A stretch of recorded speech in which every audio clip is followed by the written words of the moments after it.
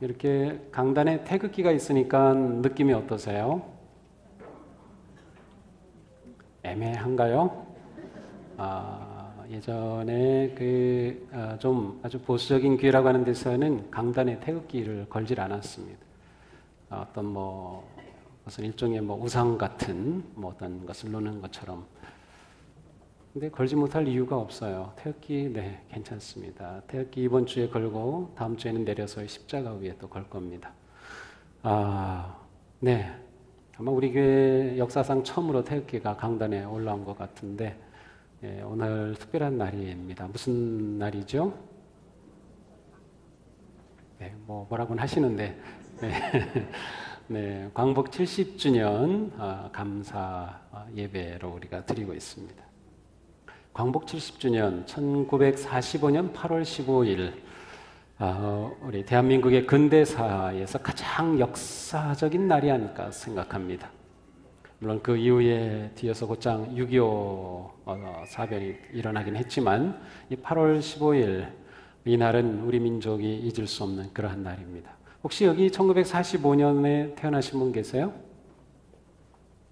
네, 그렇게 많지는 않네요. 손 드시면은 도움이 됩니다.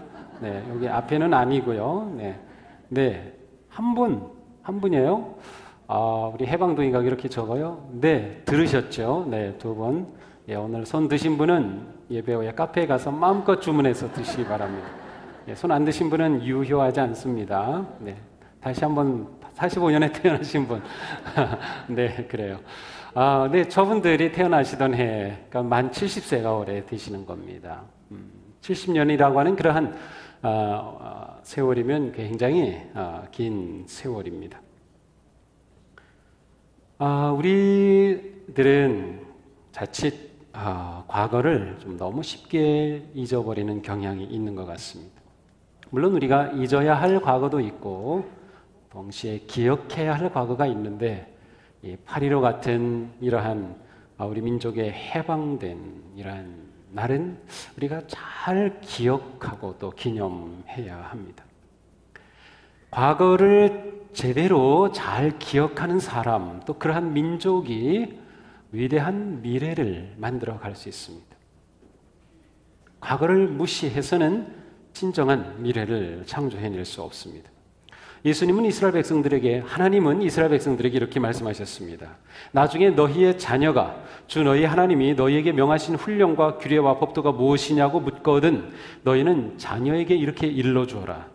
옛적에 우리는 이집트에서 바로의 노예로 있었으나 주께서 강한 손으로 우리를 이집트에서 이끌어내셨다.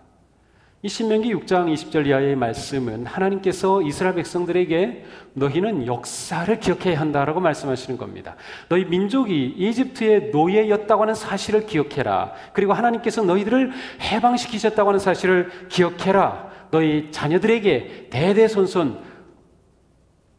이 사실을 가르쳐라 라고 말씀을 하셨습니다. 실제로 이스라엘에서는 우리보다 한 살 먼저 초등학교가 시작이 되고, 첫 학년에는 교과서가 없지만 이제 2학년이 되면 국어책을 받아서 읽죠. 국어책을 딱 열면 이 아이들이 우리처럼 무슨 선행학습을 했는지 모르겠지만 어떻게 읽을지는 모르겠지만 첫 국어책을 여는 자리에 바로 이 말씀이 있습니다. 옛적에 우리는 이집트에서 바로의 노예였다. 그러나 주님께서 강한 손으로 우리를 이집트에서 이끌어내셨다. 참으로 놀라운 일입니다. 이렇게 하여 민족의 정체성이 세워지고 우리 민족은 하나님께서 구원하신 민족이다라고 하는 것을 그들은 기억하고 그렇게 배워갑니다. 그들의 영광스러웠던 다윗 왕조의 이야기, 솔로몬 왕조의 그 영화로운 이야기로 시작하지 않고 그들의 부끄러웠던 수치스러운 이야기로부터 시작하여 하나님의 구속하심을 받은 우리 백성이라고 하는 것을 그들은 기억하고 있죠. 그렇습니다. 기억한다고 하는 것이 이렇게 중요합니다.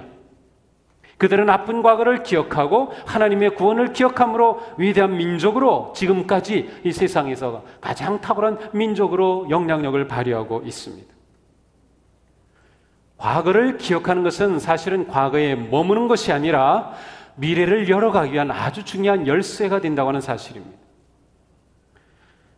우리나라에서도 이 국사 어떻게 가르치느냐, 그거 가지고 논란이 많습니다. 지금도 계속됩니다. 일단은 국사라고 하는 이 과목이 대학 입시에 아주 필수 과목이 되어야 되지 않겠느냐. 그렇게 해서 개정하기도 하고, 또 그 들어갈 내용들에 대해서 진보 보수 간에 여러 가지 학문적인 갈등도 있고 있어요.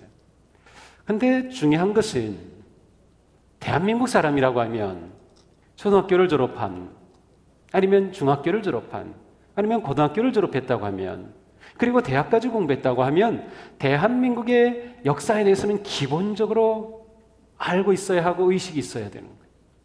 근데 그것이 너무나도 부족해요. 우리는 반만년의 역사를 자랑하죠. 그런데 그 자랑하는 역사에 대해서 알지를 않잖아요. 배우지를 않고 가르치지를 않고 있어요. 미국은 역사가 아주 짧습니다. 300년도 되지 않아요. 그 짧은 역사를 가진 나라이기 때문에 역사를 얼마나 소중하게 여기는지 몰라요. 그리고 아주 조그만 사건이라고 해도 그것을 아주 귀한 역사로 만들고 아주 그 역사를 만들어갈 줄 아는 사람들이에요. 근데 우리는 역사가 너무 길어서 그런지 역사의 소중함을 잊고 있는 것이 아닌가, 그런 생각이 듭니다. 제가 초등학교, 중고등학교 다닐 때만 하더라도 8월 15일이면 방학 중간이지만 항상 학교에 가서 8.15 광복절 기념식을 했어요. 선생님들이 다 출석 체크도 하고, 방학 때 좀 놔두지. 근데 요즘은 전혀 없죠. 그렇게 기념식 하러 오라고 하면 난리칠 거려. 학부모님들이 난리칠 거려. 아니 이 더운 여름에 그러나 사실 좀 우리가 생각해 봐야 돼요. 얼마나 역사를 소중하게 여기는가. 한 조사에 의하면 우리나라 청소년들의 40%는 독도와 대마도가 어떻게 어디에 있는지 구분을 잘 못한다고 나와 있어요. 8월 15일은 그냥 쉬는 날이죠. 올해는 8월 15일에 토요일이 되니까 또 정부에서는 임시 휴일을 금요일을 또 제정을 했어요. 무엇을 위해서일까? 무엇을 위해서일까? 정말로 우리 대한민국의 정체성을 위해서? 민족 정신을 위해서인가요? 아니면 그냥 국민 달래는 건가요? 다 놀 생각을 하죠. 모르겠어요. 이번 8.15에도 대통령의 특사가 있겠죠. 그런데 정보에 의하면 정말 이건 아니에요.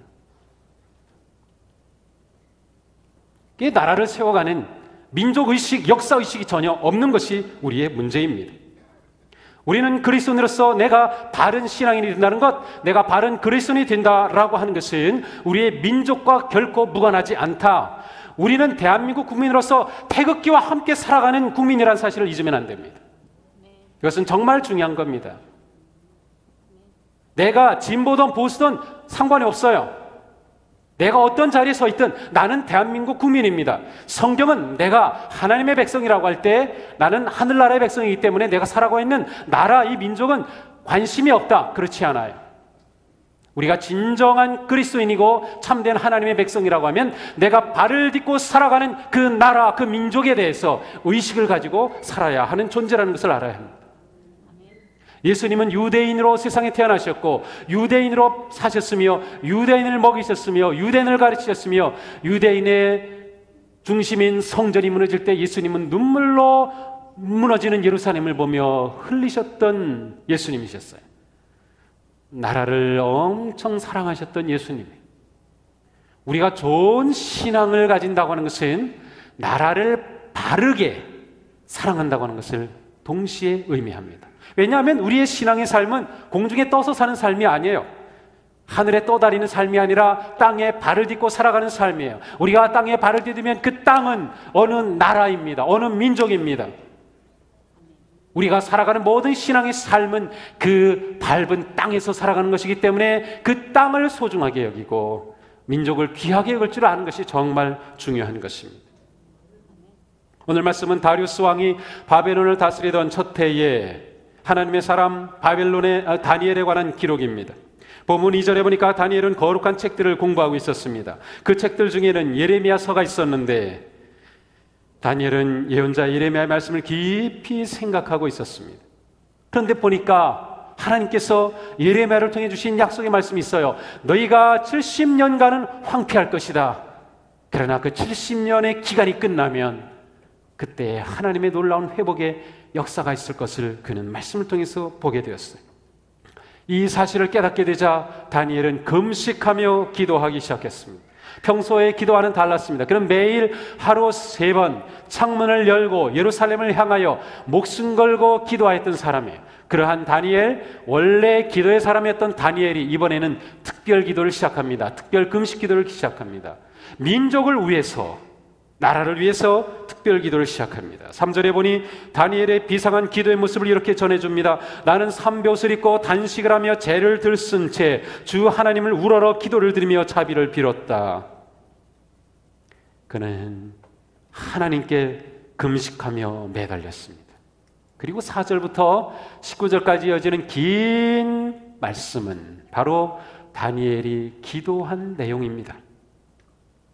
위대하고 두려우신 하나님, 언약과 인자를 베푸시는 하나님, 우리는 못된 일만 하였으며 비뚤어진 짓만 하였습니다. 하나님을 배신하고 몹쓸 짓을 하고 명령과 법을 어겼습니다. 우리는 주의 예언자들을 통해 주시는 말씀을 듣지 않았습니다. 우리가 지금 수치를 당하는 것은 죄를 지었기 때문입니다. 우리는 하나님께 반역하였습니다. 순종하지 않았고 율법을 지키지 않았습니다. 저주가 우리에게 내린 것은 우리가 죄를 지었기 때문입니다. 우리는 죄에서 돌아서지 않고 하나님의 진리를 따라 살지 않았습니다. 무너진 주의 성전을 복구하십시오. 주님만이 하나님이신 것을 보여주십시오. 주님 들어주십시오. 용서해 주십시오. 지체하지 마십시오. 들어주십시오. 이 간절한 민족을 위한 다니엘의 기도, 정말 아름다운 기도예요. 우리는 이 다니엘을 보면서 무엇보다 그리스도에는 역사의식이 분명해야 한다는 것을 알 수 있습니다. 그리스도로 사는 것은 역사와 무관하지 않습니다. 역사의식을 갖는 것에 가장 중요한 것은 하나님이 역사의 주인이라고 하는 의식입니다. 하나님이 역사의 주인이시다. 하나님은 대한민국 역사의 주인이시다. 하나님은 내 인생의 주인이시다. 하나님은 이 땅의 주인이시다라고 하는 믿음입니다. 그러므로 우리가 살아가는 삶, 우리 민족이 현재 처한 상황, 우리가 나아가는 그런 모든 길은 중요한 것이에요. 하나님께서 역사의 주인이시기 때문에 하나님께서 어떻게 인도하시느냐가 우리의 민족의 역사를 결정하기 때문입니다. 우리는 과거를 보고 현재를 직시하며 미래를 꿈꿀 수 있어야 합니다. 우리는 역사의식을 가질 때 지금 우리가 나아가는 방향을 찾아갈 수 있고 우리의 상황을 제대로 볼 수 있는 것입니다. 1절 2절에서 다니엘의 조국을 위해 기도하게 된 역사적 배경을 보여주고 있습니다. 메대 족속의 아하수에로의 아들 다리오가 갈대아 나라 왕으로 세움을 받은 첫 해에 구체적으로 어느 왕이 다스리던 어느 해인가를 정확히 기록해주고 있어요. 왜 기록했을까요? 역사가 중요하기 때문입니다. 그 통치 원년에 다니엘은 자기가 하나님의 말씀을 읽다가 깨달은 그 순간, 그때가 언제였는지 그 역사를 정확하게 기록해 놓고 있습니다. 이때는 성경학자들은 보통 예수님 오시기 전 537, 아니면 538년이라고 말하고 있습니다. 이스라엘이 바벨론에 멸망한 것은 예수님 오시기 전, 기원전 587년이었습니다. 그런데 바벨론은 이스라엘을 멸망시키기 전, 남유다를 멸망시키기 전에 3번에 걸쳐 포로로 잡아갔습니다. 605년, 기원전 605년에는 이집트를 침공한 후에 예루살렘으로 와서 예루살렘에 있던 모든 정치, 경제 지도자들을 잡아갑니다. 그들의 자녀들을 잡아갑니다. 이게 1차 포로입니다. 이때 다니엘이 그 포로 가운데 있었습니다. 587년에 멸망할 때도 포로로 잡아갔습니다. 그리고 또다시 3차에 걸쳐서 포로로 잡아갔어요. 자, 예수님 오시기 605년 전이라고 하면 지금 다니엘이 말하고 있는 다리오가 갈대아 나라 왕으로 세움을 받은 그 첫 해 계산해 보면 유다가 멸망한 지 68년이 되었습니다. 그런데 하나님께서는 너희가 포로가 된 70년이 되면 이라고 말씀해 주셨어요. 우리가 포로가 된 지 지금 68년인데 2년 남았네. 역사를 보니까 하나님의 뜻이 보여지기 시작하는 거예요. 그렇다면 우리 민족을 하나님께서 자유롭게 해방시켜 주신다고 하는 그 때가 지금 가까이 왔는데 지금 우리는 뭐 하고 있는 거야? 라고 하는 그러한 의식이 깨어나게 된 것입니다. 다니엘은 역사를 읽었고 그때를 파악하였습니다. 이제 2년 남았으니까 그냥 지나가면 좋은 날이 오겠지. 아니었습니다. 하나님의 놀라운 섭리와 약속이 있지만 그 약속을 이룰 것 같지가 않았습니다. 현재를 보니까, 역사의 눈으로 현재를 보니까, 하나님의 눈으로 현재를 보니까 말이 아니었습니다. 그래서 다니엘은 금식하며 기도하기 시작합니다. 우리가 역사의식을 가지게 되면 하나님께서 역사 가운데 일하시는 그 놀라운 능력을 보게 되고 그 길을 보게 되고 우리는 그 하나님 앞에 무릎을 꿇을 수밖에 없는 것입니다. 70년이라는 그 역사적 순간이 다가오고 있는 이때에 하나님께서 진정으로 우리를 회복시켜 주실 그러한 민족으로 거듭나기 위해 아직도 죄악 가운데 빠져있는 하나님의 백성들의 모습을 보면서 다니엘은 기도하기 시작한 것입니다. 예전에 죄악 그대로 가지고 있는 채, 하나님을 배반한 죄에서 돌이키지 않은 채 약속한 날은 다가오고 있는데 이 백성들 정말 고국으로 돌아갈 준비가 되었나? 다니엘은 하나님의 회복의 은혜를 누릴 준비가 되지 않은 자신들을 보면서 기도하기 시작했어요. 단식하며 기도합니다. 우리가 진정한 그리스도인이다, 참된 하나님의 자녀다 라고 하면 우리의 입에서는 하나님을 향한 민족을 위한 기도가 있어요. 나라를 위한 기도가 있어요. 하나님이 우리에게 복을 주시는 길은 우리에게만 딱 복 주시고 우리가 복되고 잘 살게 하고 나라가 망하게 할 수가 없어요. 나라가 망하는데 어떻게 그 백성이 행복할 수 있겠어요? 정치를 잘 못하는데 어떻게 그 백성이 행복할 수 있겠어요? 나라 지도자들이 제대로 못하는데 어떻게 그 백성이 행복하겠어요? 하나님이 우리에게 은혜와 복을 주시고 우리를 복되게 하시는 것은 우리의 마음 복되게 하는 것이 아니라 우리가 살고 있는 나라를, 이 나라의 지도자들을, 이 사회를 하나님께서 이끄시고 역사하심을 통해서 하나님의 은혜와 복이 우리에게 내리는 것이에요. 우리는 하나님께 나라를 위해, 민족을 위해, 나라의 지도자들을 위해 기도해야만 한다. 매우 중요한 것입니다. 다니엘이 베옷을 입고 죄를 뒤집어 쓰며 하나님께 기도하기 시작했을 때 그의 입에서는 백성들의 죄가 쏟아지기 시작했습니다. 사실 다니엘은 성경에 나타나 있는 가장 완벽한 사람 가운데 하나입니다. 다니엘의 기록을 쭉 보면서 그가 잘못한 행동이 있나 한번 눈을 씻고 찾아보세요. 참 찾기 어렵습니다. 그런데 그 정도의 다니엘이라고 하면 그는 기도할 때 하나님, 저 사람들 저렇게 지금 잘못하고 있어요. 저들의 죄를 용서해 주세요. 이렇게 기도할 것 같은데 그렇게 하지 않고 우리의 죄가 이러했습니다. 우리가 하나님을 배반했습니다. 우리가 하나님을 떠났습니다. 라고 기도하고 있습니다. 다니엘은 백성들의 죄를 내 죄로 봤습니다. 백성의 문제를 내 문제로 봤습니다. 나라의 아픔을 내 아픔으로 보았습니다. 이것이 하나님을 믿는 우리들의 자세입니다. 이 사회가 정말 아프고 어둡고 힘들죠. 우리는 탓하자면 얼마든지 탓할 수 있어요. 그런데 이 아픔을 내 것으로 품고 생각할 수 있는 거예요.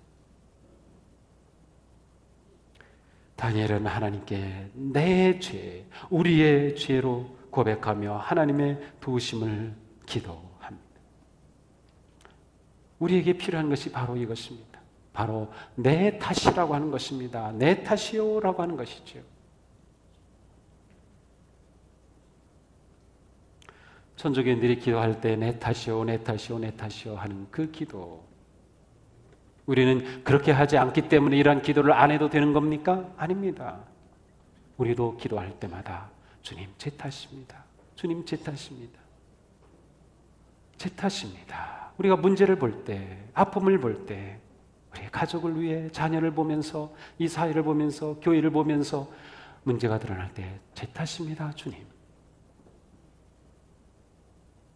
진정으로 사람을 변화시키고 사회를 변화시키는 것은 칼이 아닙니다. 군사력이 아닙니다. 법이 아닙니다. 오직 하나님의 말씀과 복음의 능력으로 우리는 개조될 수 있고 사회는 변화될 수 있습니다.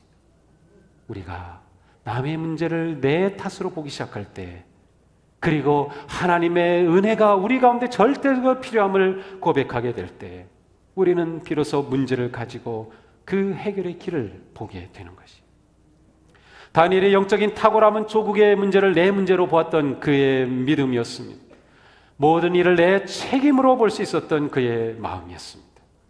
세상을 변화시키고 세상에 희망을 안겨줄 그리스도인은 어떤 사람들입니까? 바로 이 사회의 문제를 내 탓으로 생각하며 이 사회를 위해 기도하며 문제를 위해 내가 품으며 내 삶이 하나님 앞에 거룩하고 경건하게, 그래 이 사회가 이렇게 흘러가지 나도 같이 따라가지 않고 그래도 나만은 말씀대로 바르게 살지, 나만은 정직하게 살아야지, 나만은 진리대로 살아야지 하면서 정말로 말씀을 붙잡고 씨름하는 그 성도야말로 이 나라를 살리고 사회를 변화시킬 수 있는 하나님의 능력의 도구가 되는 것입니다. 우리가 바로 그러한 사람들이 되어야 하지 않겠습니까? 우리가 사는 이 땅에 처음 복음의 씨앗이 뿌려졌을 때 그 생명의 복음은 우리 민족의 희망이 되었습니다. 우리 민족의 소망의 길이었습니다. 전 인구의 3%도 되지 않았을 그때 일제시대에 민족사민 33명의 반이 15명이 그리스도인이었어요. 숫자가 많은 게 중요한 게 아니라 제대로 된 그리스도인으로 살아가는 게 중요한 것이에요. 우리에게 바로 이 과제가 주어진 것입니다. 우리 사회가 어려우면 어려울수록, 힘들면 힘들수록 우리는 진정으로 바른 그리스도인으로 살아가는 그 삶에 헌신해야 한다. 그러므로 우리는 진정한 나라의 희망이 되고자 하는, 우리 교회가 이 지역사회의 진정한 소망이 되고자 하는 그러한 애절한 눈물과 회개와 결단이 있어야 하는 것입니다. 하나님은 우리를 진정한 복의 통로로 부르셨기 때문입니다. 하나님은 우리를 통해서 우리 민족에 복을 주시고, 나를 통해서 내 가족에게, 나를 통해서 내 이웃에게, 우리를 통해서 다른 사람들에게 이 사회에 하나님께서 복을 주시기를 원하는 것이, 그리스도인의 삶은 누군가에게 복의 통로로 사는 삶이다. 그러므로 우리는 계속 물어봐야 합니다. 나는 누구에게 복의 통로가 되고 있는가? 나는 진정 복의 통로가 되어 살고 있는가? 복의 통로는 한 사람뿐만 아니라 한 교회가 뿐만 아니라 한 나라도 될 수 있습니다. 이사야서 19장 23절 25절에 놀라운 말씀이 있습니다. 그날이 오면 이집트에서 아시아로 통하는 큰 길이 생겨 아시리아 사람은 이집트로 가고 이집트 사람은 아시아로 갈 것이며 이집트 사람이 아시리아 사람과 함께 주님을 경배할 것이다. 그날이 오면 이스라엘과 이집트와 아시리아 이 세 나라가 이 세상 모든 나라에 복을 주게 될 것이다. 만군의 주께서 이 세 나라에 복을 주며 이르시기를 나의 백성 이집트야, 나의 손으로 지은 아시리아야, 나의 소유 이스라엘아, 복을 받아라 할 것이다. 참으로 놀라운 말씀입니다. 성경은 어느 곳에서도 이집트와 아시리아를 이렇게 묘사하지 않아요. 이사야가 이렇게 예언을 합니다. 왜냐하면 북이스라엘은 계속 아수르를 의지하고 아수르의 군사력을 의지하고 아수르의 조공을 바치기도 하고 아수르와 동맹을 맺어서 어떻게 해보려고 했어요. 남유다는 계속 이집트를 의지하고 이집트와 결혼으로 관계를 맺고 계속 그렇게 하려고 했어요. 이스라엘과 유다가 계속 그렇게 살아가기 때문에 예언자들을 통해 너희들 아수르를 의지하지 말고 하나님을 의지해라. 이집트를 의지하지 말고 하나님을 의지해라. 그들은 이스라엘의 원수였어요. 그런데 이사야가 놀랍게 말합니다. 하나님께서 이 세 나라에 복을 주셔서 나의 백성 이집트야, 나의 손으로 지은 아시리아야, 나의 소유 이스라엘아, 복을 받아라 할 것이다. 이사야말로 가장 위대한 글로벌한 꿈을 가졌던 사람.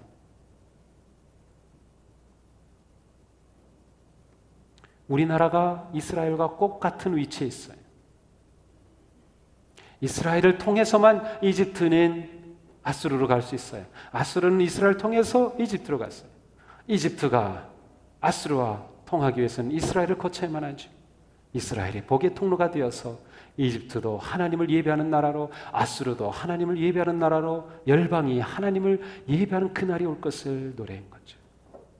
우리가 바로 그 자리에 있어요. 대한민국이 바로 그러한 자리에 있어요.